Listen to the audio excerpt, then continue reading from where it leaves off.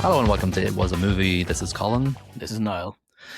And this is the review of Dr. Strangelove, or How I Learned to Stop Worrying and Love the Bomb. Why is it called Dr. Strangelove when he doesn't appear in it for too long? Because it's an interesting title. It's weird. I think he had another couple of titles that he didn't choose, but this is probably the stupidest one to choose. I love it for that fact, though. It is an incredibly stupid movie. It's an intentionally stupid movie because of the subject matter. Yeah. It's absurdist and surreal, and like it's a comedy, but it's funny sometimes. I didn't really laugh out loud a lot, but it's sort of like smirk some. There is one line, we'll probably talk about it later, that I forgot was in the movie. And No, just mention it now. Just go for it now. No fighting in the war room. Beautiful. Somebody visited. I read in the trivia that somebody visited. Oh, Elvis Presley visited the White House when he went to talk with Nixon, and he loved Dr. Strangelove so much. He's watched it so many times, and he turned to his friend when he went into one of the rooms in the White House and said, "No fighting in the war room." So there you go. Elvis was a fan.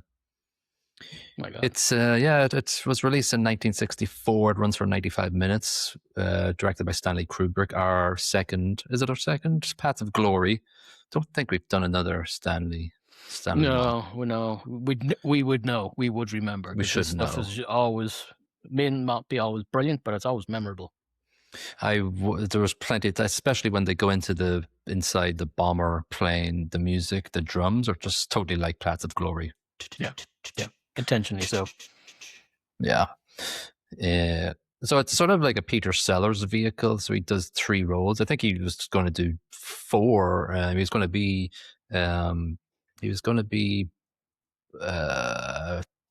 Major T.J. King Kong, played by Slim Pickens. I'm glad he didn't. I like Slim Pickens in this. He's very good. So I read that he pretty much thought it was a straight drama, so he played it straight, and that works. I also read that when he turned up on set in England, they all thought he was a method actor. Oh my God, this guy's committed. No, that's Slim Pickens. That's him. Yeah. And so you had seen this many times before, or no? This is the 3rd time watching it. So a couple of times. It's not something, I have it on DVD. It's not something I'd choose to watch over and over again. Because you didn't make that connection then between this movie and one movie we have watched before and one of the actors being in it. Because I was like, what the hell? That's that guy. You know what I'm talking about? No, I'm completely blanking here. I'm talking about the original striker from 0 Hour is Captain General Ripper in this movie. Sterling Hayden. Oh my God. That's ridiculous. I was like, that's got to be him. Yeah.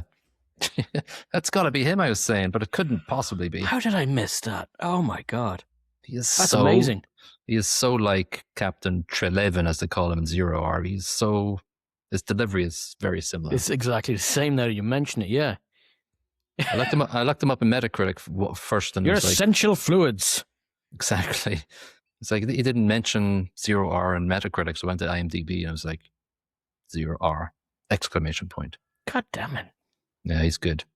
So Peter Sellers plays Group Captain Lionel Mandrake, President Merkin Muffley, and Dr. Strangelove. George C. Scott plays General Buck Turgidson. Keenan Wynn plays Colonel Bat Guano, who doesn't really play too much. But James Earl Jones first movie too. I know. I'd forgot he was in this as well. But that voice, you know it after about 1 second. Oh, there's Darth Vader. I think that's our 2nd movie with him after Conan the Barbarian. Oh, perhaps. Yeah.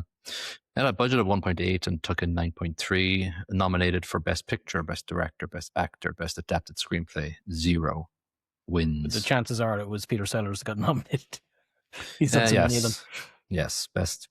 Yeah, I think it was the first time in Oscar history that it was an actor nominated for playing 3 roles. Yeah.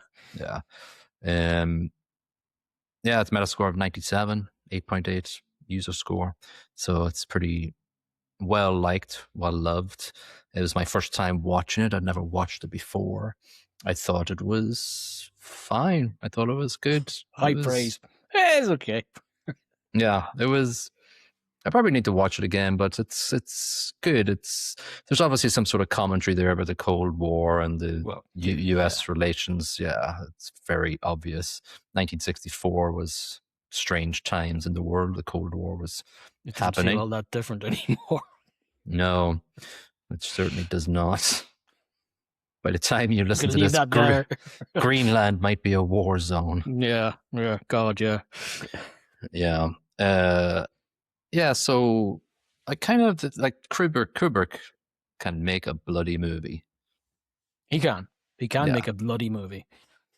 I don't take notes as per usual, but I wrote down some things that I liked in the movie, and then we can talk about the general plot and everything. I loved when they kept on going back to the B-51 bomber. I think it was B-51. 52. I don't know if it's B-52. I think it's B-51. Like the band, the B-52s. B-52s. I love that they were just eating in the cockpit constantly. It was just interesting that they were just snacking away. Shoveling away. Why not? In the run-up to getting their red yeah, I think they stop eating after they've been told that the world is in a nuclear war. And in the movie, or in the airplane as well, I love the way that he did a lot of quick zooms into the instrument panel. Not like airplane panning across forever, but he was quick zooms into the bits of the panel that we needed to know what they're pressing and stuff. I like that. I also didn't mind, although I had a problem with it because I'm a bit of an aviation geek, but the obvious fake outside photos of the plane was fine. It looked okay to me in black and white. If you're going to do it, if you're going to be obvious about it, and you're going to look cheap, go for it. And they did. I like when people commit. Problem is when it was moving around, the ailerons and the flaperons weren't going up and down, or the rudder wasn't. It's a term. Sorry, I'm not making it up. Is it? It is a term. Flaperons. Flaperons. I thought it was just flaps. No, flaperons. And the rudder, when they got shot and they were sort of doing sort of sideways things, the rudder should have been going crazy. Yes, but anyway, that really upset me as well. Yeah. Actually, one thing I did, I can't remember who said it. I'm sure you'll remember. I think it was the guy that came in to Captain Lionel Mandrake at the end, Colonel Batguano. I think he was mispronouncing pervert and saying prevert. Yeah, preversion. Well. Don't be doing any preverted stuff in there. Yeah, that was good. Yeah. So yeah, just a couple of things I noted as I was going through the movie. I just thought was, it's a Kubrick movie, so there's little depth of quality throughout the whole. Actually, yeah, probably is a B-52. Sorry. Thinking about the model of the airplane. We could talk the entire episode about the airplane. Tell me again about the ailerons. Oh, Jesus. Sure. I think they had one photograph to copy the interior of the B-52, and they just did it, and real pilots going, yeah, you pretty much nailed it. Yeah, it was quite convincing, actually. I wasn't sure whether or not it was a set or if it was an actual plane type thing. So, General Ripper, our old friend from Zero Hour, is pretty much a commie hater and basically calls Wing Attack Plan Or to the bomber, and they go on a pretty much collision course to drop some nukes on USS Or. Yeah, well, he's got a good reason for it because, again, art mimicking life. Yeah. In the it's also been banned in America, the fluoridation of water in some states. So I feel like we're living this movie at the moment, or parts of it. Yeah, it was full on, like we are living we're living this satirical world. Actually, I don't want to date ourselves here, but I came from watching a press conference by a certain person, and I was like, what is this? This is comedy. I was laughing at it. What was happening? Not comedy, man. It's not comedy. It's real. Yeah, anyway, that's not what we're here to talk about. No. But we couldn't help, you can't help but connect this because it's absurd. On the nose. It is the same as a Kubrick movie. It's ridiculous, and we're living it. Yeah. Like Dr. Strangelove is an absurd, satirical maybe surrealist type movie, especially when he rides the bomb. Yeah, I love that so heavily. Yeah. So Jack the Ripper is the main sort of driver for this movie, and obviously Peter Sellers in his sort of upper class British colonel, group captain, Lionel Mandrake is his sort of foil, and bravado America versus have a cup of tea. Yeah. And that's a sort of little bit of tension at the start, but the entire thing is just basically Jack the Ripper hating commies and having a lot of conspiracy theories about the world. And Mr. Mandrake trying to talk him around. It's like, if you wouldn't just give me the code just in case, please. Yeah. It's weird because he presents the movie with a dramatic thing, but you have this sense of absurdity throughout the movie, and it's an interesting balance. It's a good balance, and he gets it perfect. Like the food buffet at the war room. It's like, really? Yeah. Do you have any fresh fish? Yeah. I totally like that guy, the Russian liaison or whatever, ambassador. He was smirking at Peter Sellers in the wheelchair doing his arm thing. Like, he totally broke, and they left it in.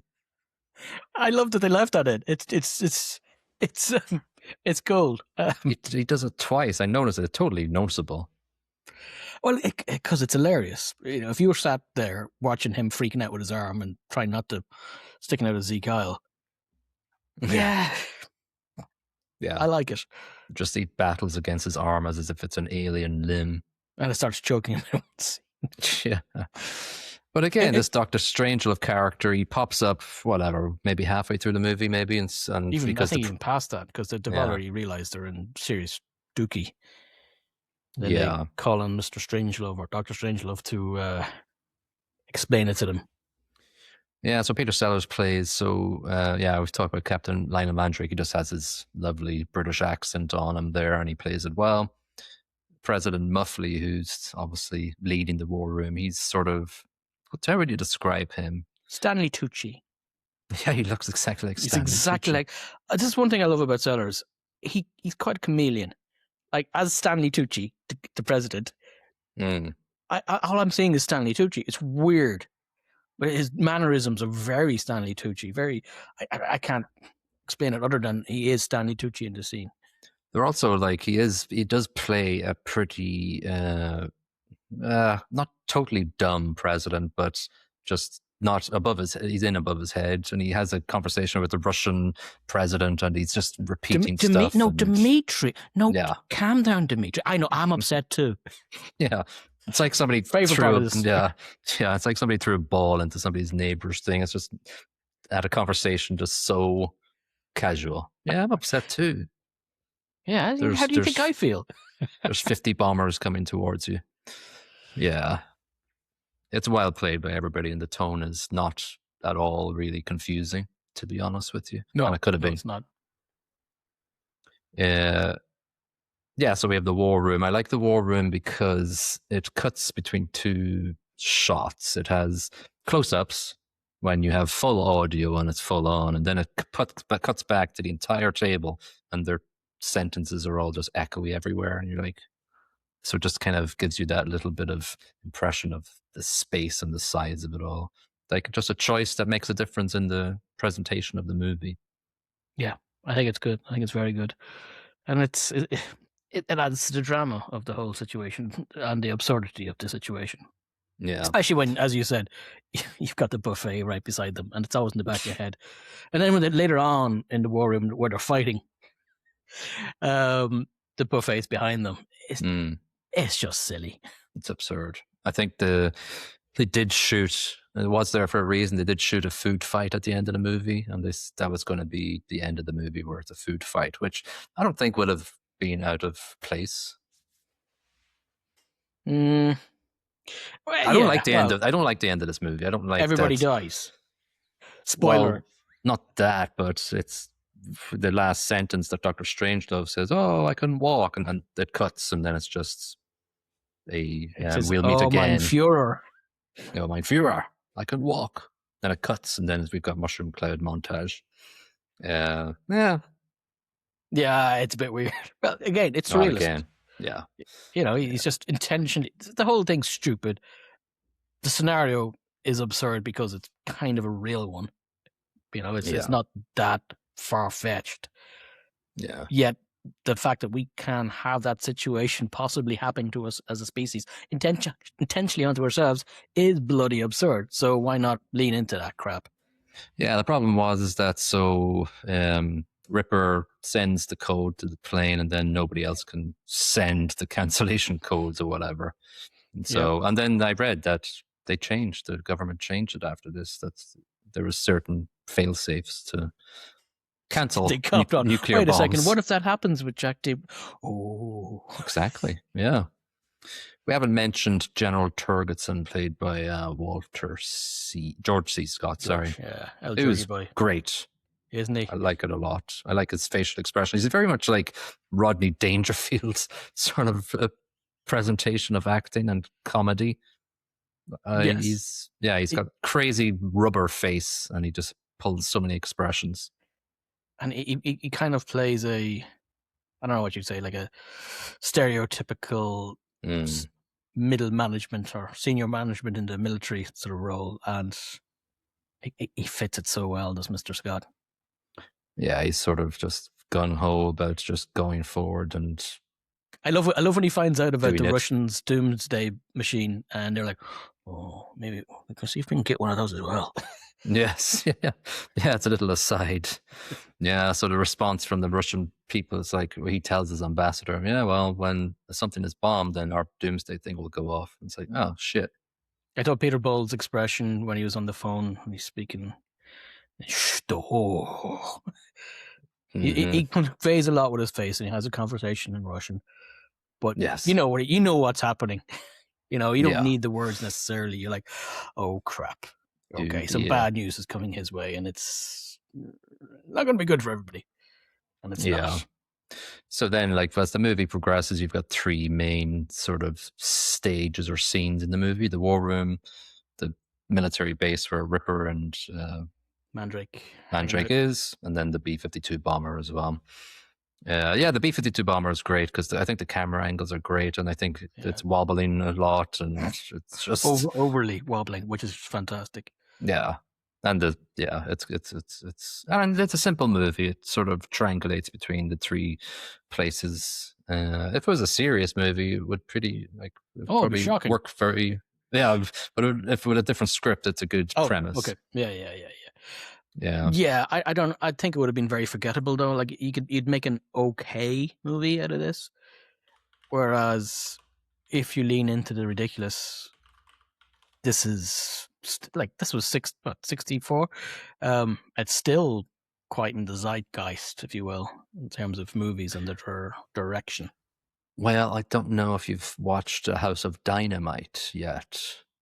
With Rebecca Ferguson, I think her name is. The girl from Asylum? Rebecca Ferguson. Yes. Problem is, she's in it for the first 10 minutes. It's a great premise. Missiles have been launched from America towards somewhere, I think. Yeah, towards Europe, Russia, whatever. But it's bad because exactly.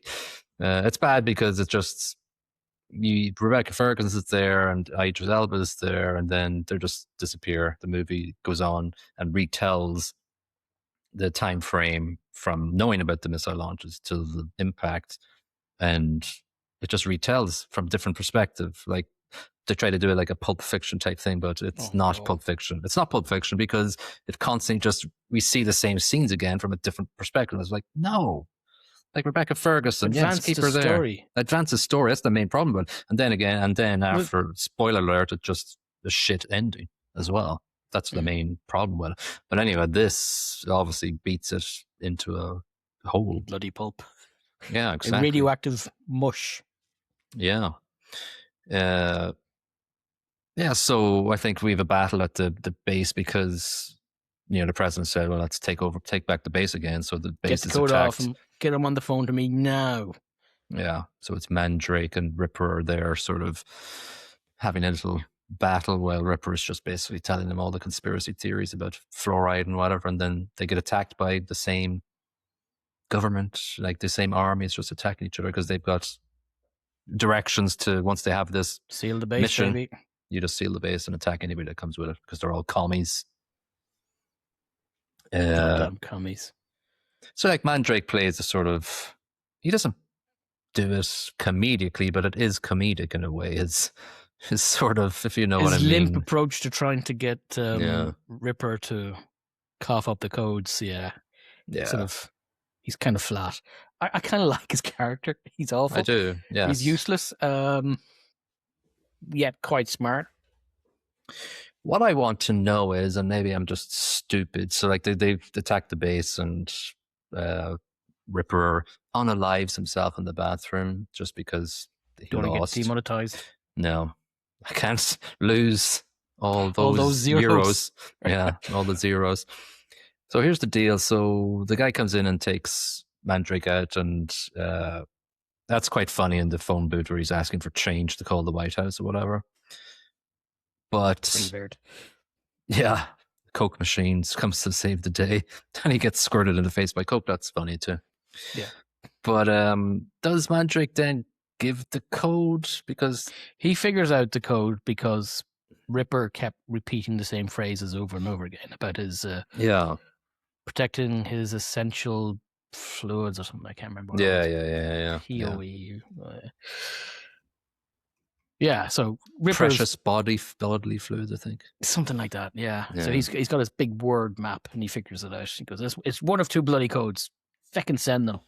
Yeah, but the next scene is that, okay, the war room, and they've got it, but we don't see the phone call. So I was just left in this information gap, and my brain was like, did they just compute it themselves? Because they said, we've got 9,000 computations of what the code might be. It'll take us forever. He did say that was going to take 2 weeks to do, and they had like... Oh, they could have just hit it lucky. Yeah, I just I was like, oh, so did Mandrake actually have the right code? I guess he did. It kind of makes sense. Yeah. If in another approach, that phone call could have been a lot more tension filling, but because this is an absurd movie, there was no real tension. It was just fumbling for change. And can the president take a collect call? I know. Can Trunk? No, damn it.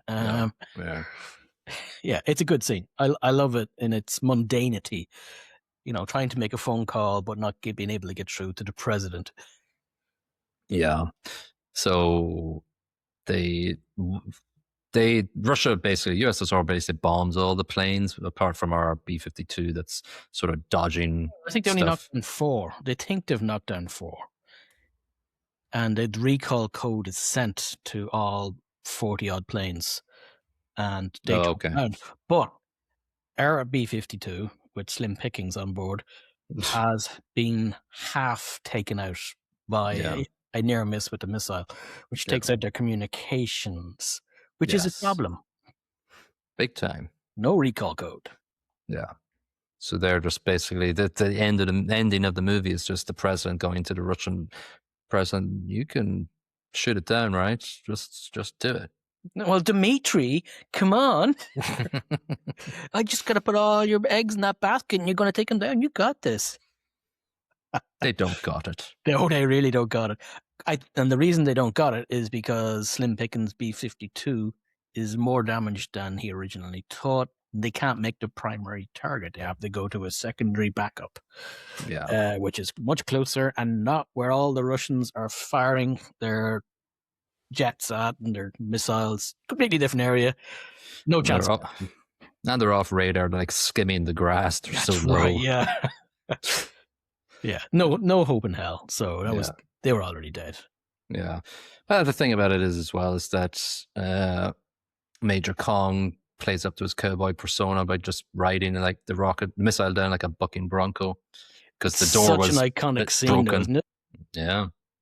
Yeah, because just before that, it nothing works. He can't get the bomb bay doors open, so he's footering around with electronics until he eventually opens it.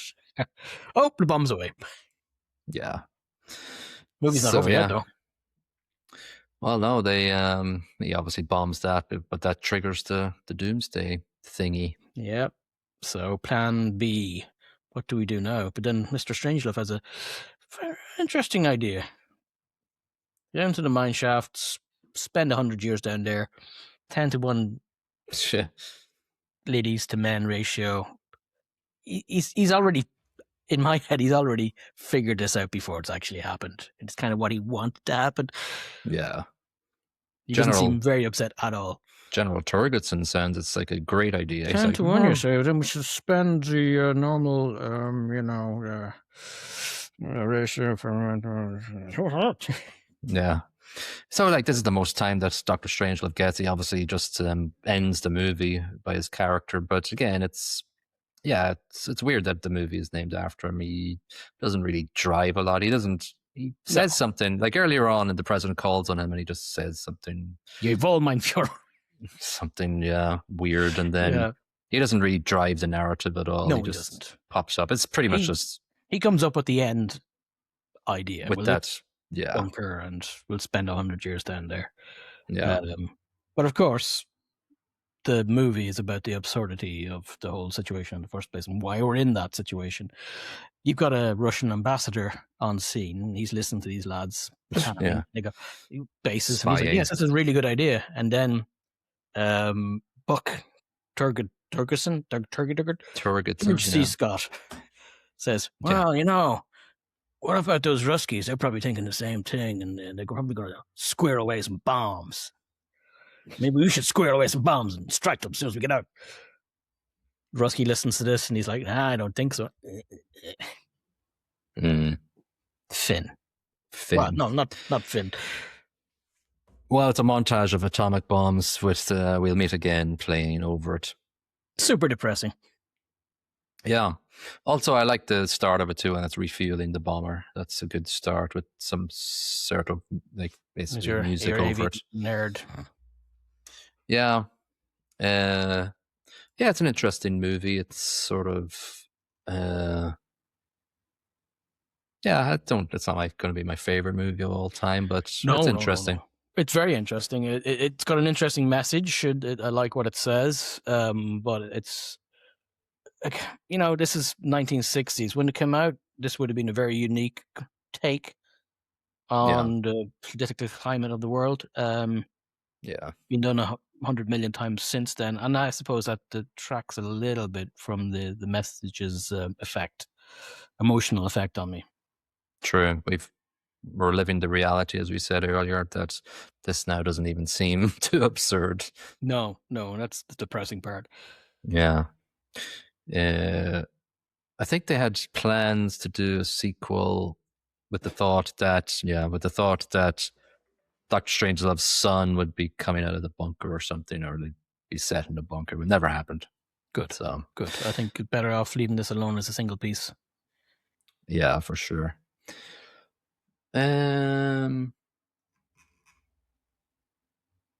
Let's talk then about our scoring system. Yes. This would be that's a weird one to score again. Let's talk about plot storyline. We have obviously, it doesn't build up suspense because it's too absurd to build up the suspense. I think suspense would have been the wrong decision here. Yeah, it's pretty dark. It's kind of innovative for 64. It's surreal, sort of humorous, but I like delivered in a unique way. Yeah, I like that it doesn't give a silver lining at all. It's just grim the whole way through, and it gets worse and worse and worse. Yeah, I'm all in on that. That's good. Keep it miserable. If you're gonna go there, be absurd and miserable. Yeah, and it's it's 95 minutes or 98 minutes where it's just sort of gradually progresses and doesn't really feel like dragging. It's good. But I'm not going to go crazy. I'm not going to get into the 4s for it. I'll probably do 3.5. Cool. I'll join you nearly on 3.75. It's a good plot. If I was a older man in 1960s watching this, I might give it a lot more. Yeah. Yeah, because I think back then the social commentary or the critical eye on warfare and political relations between different countries would probably That was the strike you point, really. more. Yeah, Kubrick was saying something about power or whatever, which is resonating today as well regarding global domination and shit like that. Weirdly, like, I don't fear thermonuclear annihilation. I fear something Fallout. else. Lesser degree of warfare. You fear the radioactive zombie after. No, I want to play Fallout in real life. Yeah, so yeah. Acting is, I don't think there's any weak acting in this at all. Like obviously Peter Sellers, as I've said, I don't really dig the Dr. Strangelove character. I know it's weird to say that because that's what the movie's named after, but I'm like, for half the time I was trying to figure out what the hell he was saying. It's like, okay, all right. Then like he comes up, doesn't say much, then at the end he ends the movie. Yes, it's a comedic show of force from a very funny actor, Peter Sellers. But it's too little too late for me. But acting, I'm just saying that character isn't too important to me. What I will say, I'm going to disagree with you. I love Doctor Strangelove. Yeah. I love, he's not in it for long. I think that's important. Yeah. Too much of him would be annoying. I love his physical comedy. You know, with his hands gestures and fighting himself and biting his hand and strangling himself. Love it all. Reminds me of The Evil Dead. Yes. True. I'm all in for that. And then his other two characters are fantastic. I love the President. I love his conversations with Dimitri. It's just, again, mundane. It feels like a conversation between neighbors or something. Yeah, kind of whiny too. Yeah. Oh, Dimitri, come on. Don't come Dimitri. Come on, I'm upset too, man. So I love that. It's all great. And everybody else, George C. Scott, beautiful. Slim Pickens plays Slim Pickens. Seriously. But doesn't realize it's a comedy. I think George C. Scott actually is better than Peter Sellers, but I love Peter Sellers' characters, but I just love his facial reactions. He plays it crazily exaggerated, and I think it's cool. It's funny. His chewing gum habit is funny as well. It's small, but it's funny. Yeah, I love him in this. I'm going to say I love Peter Sellers. I'm probably going to give you. I'm going to jump out and say I'm going to give a 4 on this. I like Peter Sellers probably more than you do in this. If you don't like the Strangelove character, it kind of kicks the acting score in their groin a little bit, I would imagine. No, because I think Peter Sellers does the President and British Mandrake very well. Understated, but very well. I think those two are understated, but clever. And then Dr. Strangelove's like, he just goes all out in that one. Turn that up to 11. Yeah. But I will, I'm full on board with George C. Scott, just being amazing. So I'm going to give the same. I'm going to give 4. Nice. Okay, cool. Yeah. In agreement. And I love Jack the Ripper. You love Captain Trelawney from 0 Hour. You're coming in too low. We didn't even mention James L. Jones, but he's only in it for a wee bit. Yeah, he sort of like, he has a bit of a part near the end where he's just listing out technical terms for the airplane. Yeah, that's not really acting, that's reading from a list. Yeah, but anyway, it started off his career. Yeah, thank God. Yeah, that's good. Good Vader in him. Sound bracket track. So we've got lots of. Actually, there's only one song throughout the entire movie. Is that little. Yeah. That's an Irish song. Is it? I read today. Yeah. Whatever. Look it up. It's based. It's good. It fits so well. The instrumental is based on an Irish anti-war song, back in the day, probably 19th century. Okay, I missed that completely. Yeah. Well, when you do your opinion, I'll just look it up quickly and just make sure I'm correct. There isn't a whole lot of music. There's that song, and then just "We'll Meet Again" at the very end in the credits. Sound effects are bang on. There was one scene that I thought might annoy you.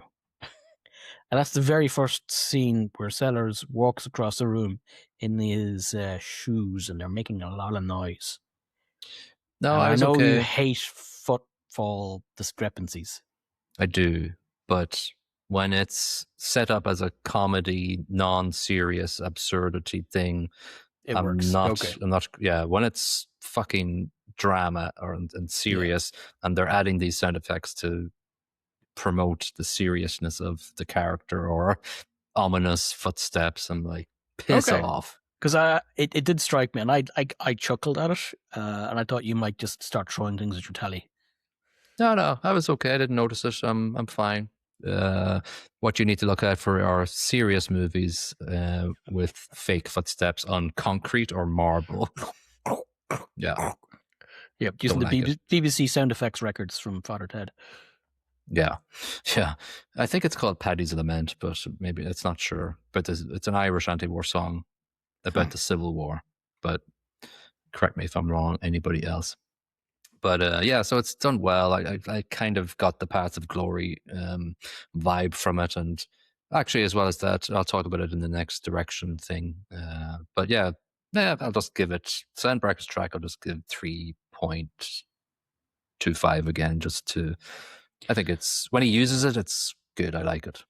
I'm gonna go 3.5. There isn't a whole heap of music, but when it's done, it fits. Sound effects fine, and I love "We'll Meet Again" as a way of signing off the human race. Yeah. So direction, I just wanted to mention before I forget, Kubrick's got a way of shooting war scenes that I very much like. So when he shot the action scene in this one from the defenders of the base's perspective, he just pretty much put a camera beside a gun, and we saw it from the gun's perspective, and we just saw like people falling or a car blowing up further away in the distance. I believe he does that for Paths of Glory, and also probably Full Metal Jacket, I think, as well, from what I remember. And I just like that realism to it, where it's just like, you can see bits of sand pop up randomly with the bullets as well. So you're not there with the soldiers that are under attack. You're on this side shooting at them. And I really like that sort of style. It does give immersion feels, doesn't it? It's really good. Yeah. It's really good. And it's kind of unnecessary for the type of movie this is, but it doesn't feel out of place. No, it's fine. And that's the only thing we see. Then we see the attackers, they're shooting at the windows of the building, and that then Jack the lasts for a while. Ripper in with his machine gun. Yeah. Hold the belt, Mandrick. Yeah. Lovely. Because you got this really serious assault on a military base outside. And then it's juxtaposed with this ridiculous defensive position where he's holding a machine gun like an idiot. It's fantastic. Yeah, he was ready to defend his cause for sure. He was. The war room set is amazing. The cinematography is great. Yeah, I think the ending could be a little bit more squared off, but I think that whole Dr. Strangelove thing was ad-libbed a lot from Sellers' point of view, strangely enough. Hey. Yeah, so strange. I love it. Yeah, but yeah, Kubrick's got something that I just like his style. Like if you think of The Shining, Full Metal Jacket, 2001, Path of Glory that we've watched in a previous episode, it's just he just knows how to tell a story through editing and camera angles, and his eye for the cinematography is just divine. Yeah. I'll probably just go one. I'll go 4.25 because I'm a fan of his, and I'll join you there. Yeah, it is. It's glorious to watch. It's beautiful. It's like bubblegum for the eyes. Chewing gum, like Turgetson's habit. Yeah, Wrigley's, I believe they were too. Of course, none of that commie stuff. No. Yeah, so Philip Shower in the Los Angeles Times hated it. He gave it 30. He said, after suffering through 2 screenings of Dr. Strangelove, I would sooner drink hemlock. To me, Dr. Strangelove is an evil thing about an evil thing. You'll have to make up your own mind about it. Fair enough. Yeah, I believe Roger Ebert liked it. Yeah, he gave it 100. Seen after 30 years, Dr. Strangelove seems remarkably fresh and undated, a clear-eyed, irreverent, dangerous satire, and its willingness to follow the situation to its logical conclusion, nuclear annihilation, has a purity that today's lily-livered, happy-ending technicians would probably find a way around. Perfect. Fully agree. And I fully agree that it hasn't aged. Not to me, anyway. It because of, I don't know, it almost feels like a period piece. And the absurdity, just you could have it at any time. 100 years from now, I'd say it'll still be fresh. It's just, yeah. Like when we watched them, that's aged, right? We don't have giant ants anymore. Yes. Unfortunately. But it was under the same umbrella of Cold War, and the ants could be a metaphor for commies. Oh, big red ants. Yes. Yeah, actually, now that you mention it. True. Well, that was fun. It's always good to see a Kubrick movie, and this was on, actually, I think, our listener Rob's top 10, so that's another one off his list. And if you're listening to this and you want to give us your top 10 or top 5 movies, our email address is in the description below of wherever you're listening to this. And if you haven't shared or liked this on the platform you're experiencing this, please do so. It would help us out a lot. We'll see you on the next episode. Bye-bye. Ta-da.